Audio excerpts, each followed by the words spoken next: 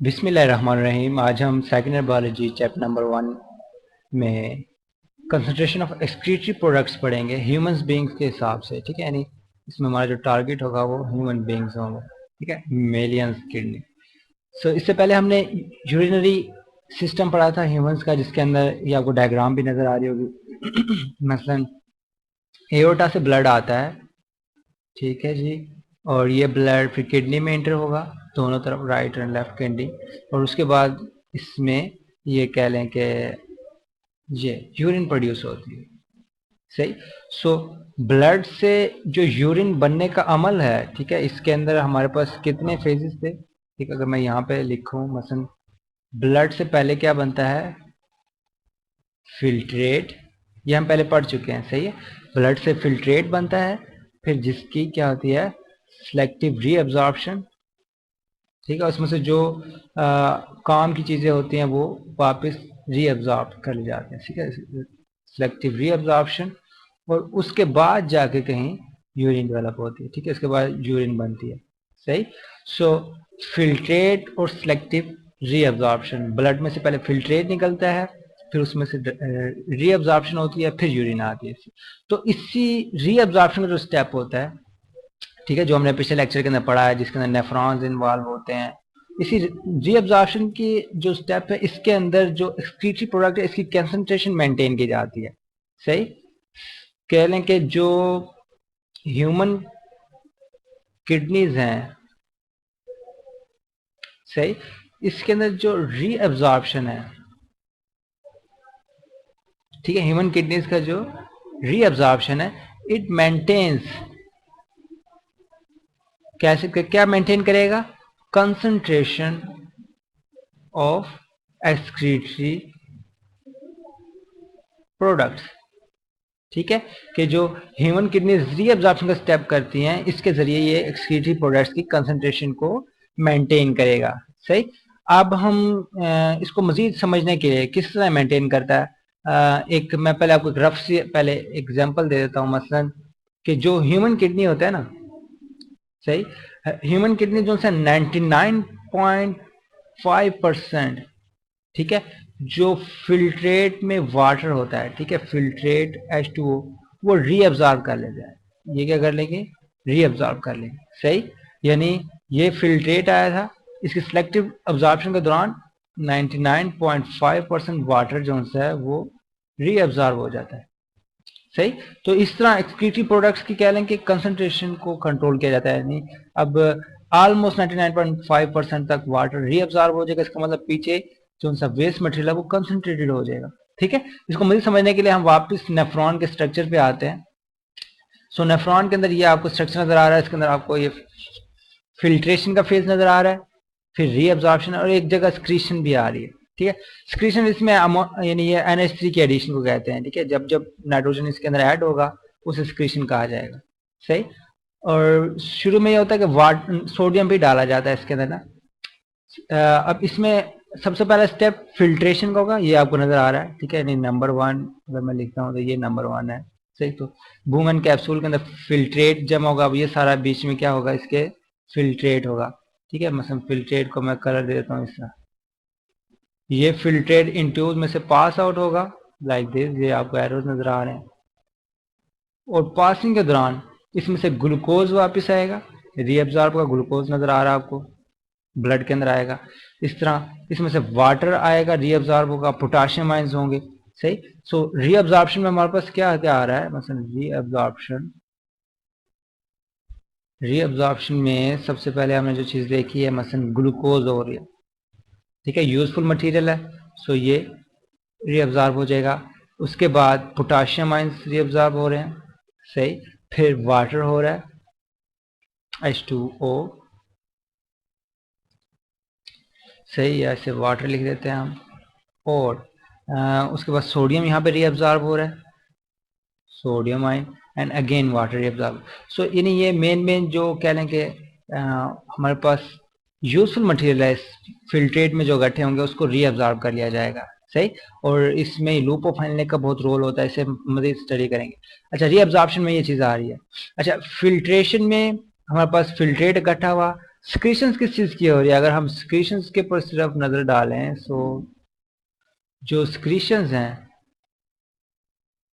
उसमें सिर्फ NH3 है, ठीक है, NH3 है प्लस H पॉजिटिव है, यानी ये कह लें कि हाइड्रोजन आयंस हैं, ठीक है। तो हाइड्रोजन आयंस की सिक्रीशन कर सकता है ये, और NH3 की सिक्रीशन में आ सकता है, सही। अब हम देखते हैं कि ये नहीं, ये जो कंसंट्रेशन होती है मेंटेन किस तरह करता है बेसिकली। सो ये इसमें एक और मॉडल आपको नजर आ रहा है। सो शुरू में जो फिल्ट्रेट हमें रिसीव होगा, ठीक है, लाइक मैं थोड़ा सा जूम कर देता हूँ लाइक दिस। सो शुरू में जो हमें फिल्ट्रेट रिसीव होगा उसकी मोलैरिटी 300 होगी, ठीक है, यानी 300 मोल्स पर लीटर आएगा।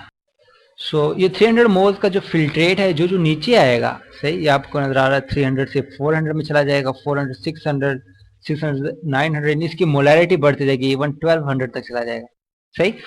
और उसके बाद फिर इसमें से साल्ट निकाल लिया जाता है, क्योंकि आप इसमें सल्यूट की कंसंट्रेशन कम कर देंगे तो इसकी मोलैरिटी फिर डाउन हो जाएगी। फिर अगेन जब ये कलेक्टिंग डक्ट के अंदर जाएगा तो अगेन इसमें से वाटर को कह लेंगे वापस रीअब्जॉर्ब किया जाता है। इस सारे फेजेस को कहा जाता है काउंटर करंट मल्टीप्लायर, ठीक है, इस सारे स्टेप का कहा जाता है काउंटर करंट मल्टीप्लायर, सही। यानी कि जो जो वाटर ट्रेवल करेगा इन ट्यूब्स के जरिए, खासतौर पर जब डिसेंड होगा, डिसेंड फ्रॉम द ट्यूब्स, तो इसमें से जो वाटर है ये वापस रीअब्जॉर्ब हो जाएगा, और साथ साथ कहने के जो वेस्ट मटेरियल है यानी जो यूरिन है इसकी कंसंट्रेशन इंक्रीज होती जाएगी, सही। सो इसे इस प्रोसेस को हम कहते हैं काउंटर करंट मल्टीप्लायर। और इसके इस पिक्चर में अगर आप देखें तो इसमें एक्टिव ट्रांसपोर्ट और पैसिव ट्रांसपोर्ट दोनों का जिक्र है, ठीक है। यानी जो साल्ट्स वगैरह बॉडी यानी रीअब्जॉर्ब करती है उसके अंदर एटीपीज यूज होते हैं, जबकि जो वाटर रीअब्जॉर्ब होता है वो सिंपल डिफ्यूजन के जरिए होता है, ठीक। क्यों? क्योंकि बीच में यूरियाज इंटर होते जाते हैं, ठीक है, यूरिया इंटर होंगे तो जो सोल्यूट कंसंट्रेशन है वो ज्यादा होगी, तो इसमें से वाटर को बाहर रिमूव कर लिया जाएगा, ठीक है। सो यानी इस तरह एक काउंटर करंट मल्टीप्लायर काम करता है।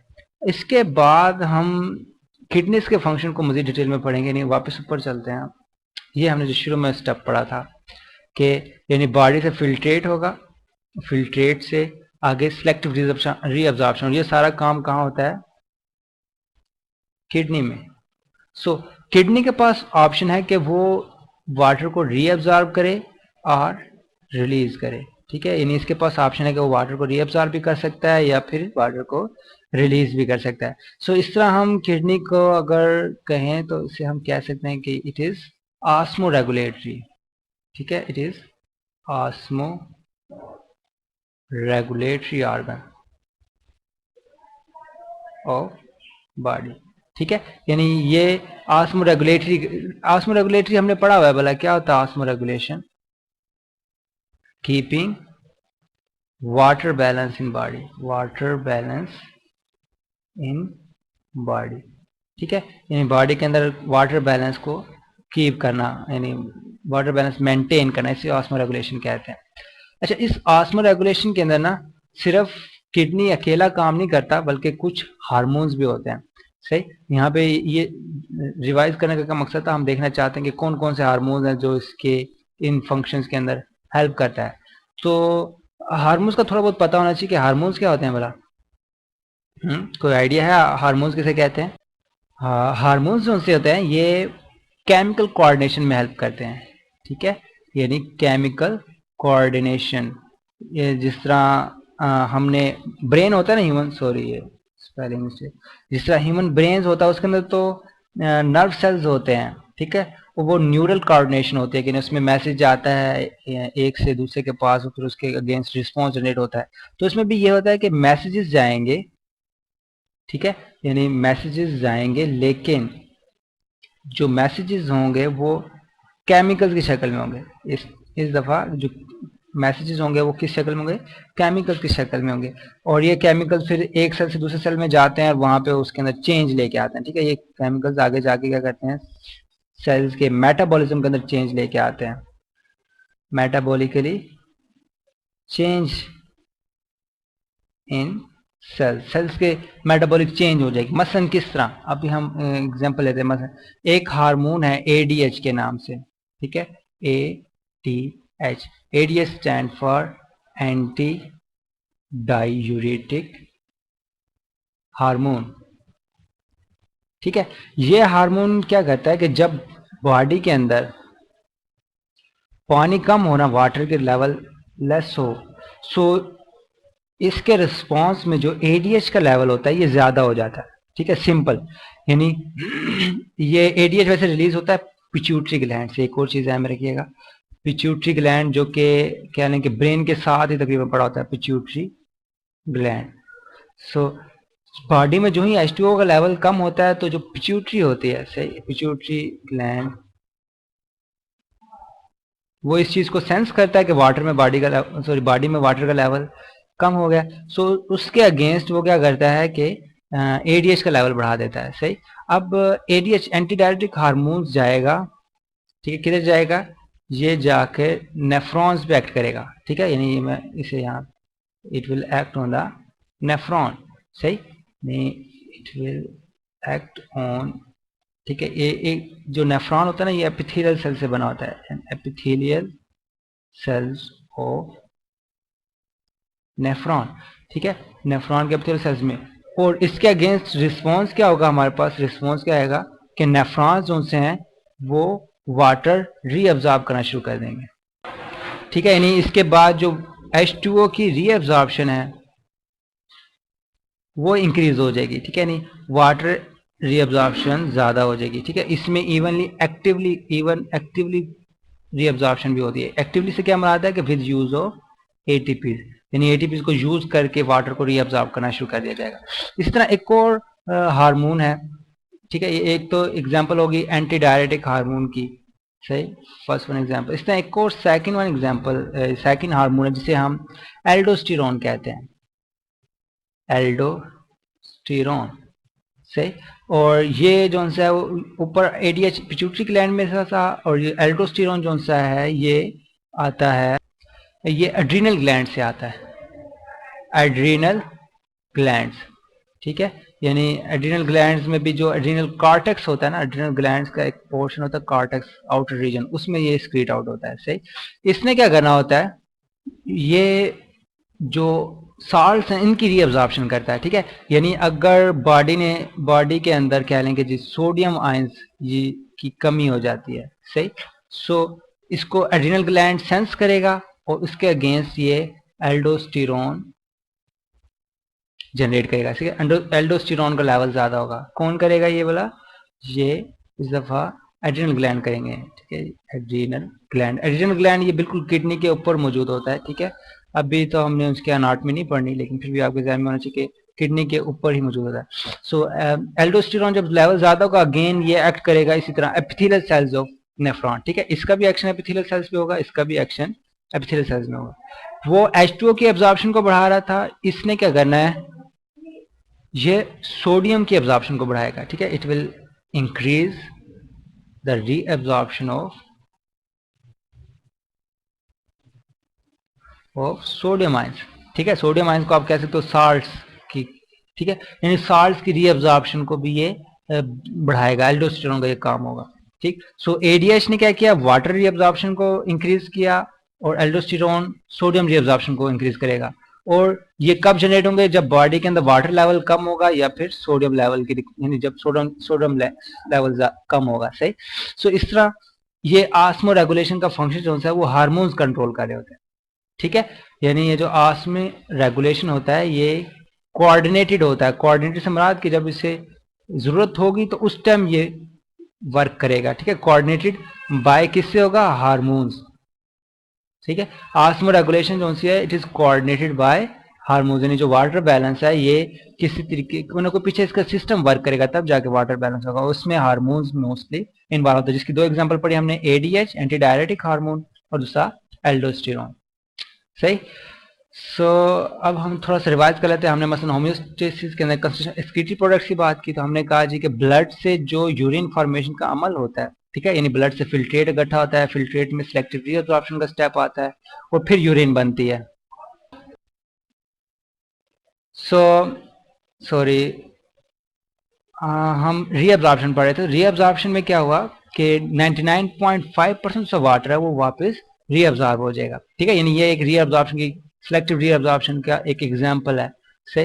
फिर उसके बाद हमने रीअब्जॉर्प्शन को जरा लिंक किया नेफ्रॉन के साथ, कि नेफ्रॉन के अंदर ये अब स्टेजेस गिवन है कि किसी स्टेज पे फिल्ट्रेशन हो रही है, कहीं पे स्क्रीशन, रीअब्जॉर्प्शन। मतलब सबसे पहले फिल्ट्रेशन होगी बुमेन कैप्सूल में, वहां से आगे सोडियम आयंस और water ions, sorry sodium ions और वाटर की रीअब्जॉर्प्शन स्टार्ट हो जाएगी, ठीक है। ये प्रोक्सिमल कन्वर्टेड ट्यूब्यूल्स है, यहाँ पे रीअब्जॉर्प्शन होगी। फिर ऐसा ऐसा डिस्टल कन्वर्टेड ट्यूब्यूल्स में यहाँ पे भी रीअब्जॉर्प्शन होती है, ठीक है, वाटर की। और साथ आपको आयंस की भी नजर आएंगी, मतलब सोडियम आयंस की, पोटेशियम आयंस की, सही। और ये वाटर और सोडियम आयंस की जो रीअब्जॉर्प्शन होती है, ये लिंक होती है किसके साथ? हार्मोन्स के साथ। मतलब वाटर की जो लिंक है वो एंटी डायरेटिक हार्मोन्स के साथ है, सही।